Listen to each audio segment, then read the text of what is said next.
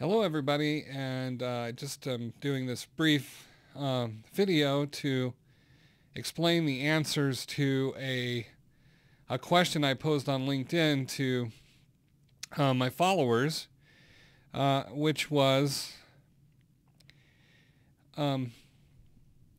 which of the following constitutes illegal harassment under Utah law?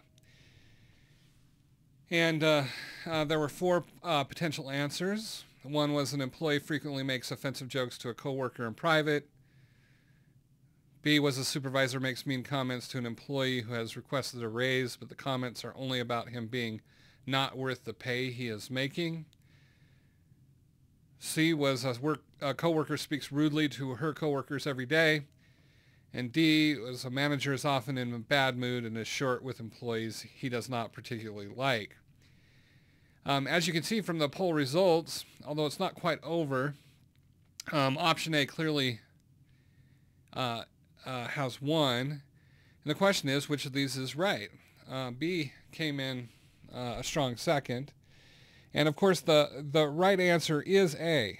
And that is because even if an employee makes offensive jokes, assuming those are offensive jokes relate to sex, gender, age, sexual orientation, race, that can be a violation of Title VII of the Civil Rights Act. The Federal Civil Rights Act is also a violation of the Utah Anti-Discrimination Act. And it can be a violation, particularly if those offensive jokes are frequent enough to cause a hostile work environment. With respect to B, the reason why B is not correct is that even though a supervisor may make mean comments, these comments weren't directed at anything that is subject to protection by an employee. In other words, there's no law that says a supervisor can't be mean to an employee who's requested a raise, so long as that meanness, if you will, doesn't relate to that person's protected class. C got one vote.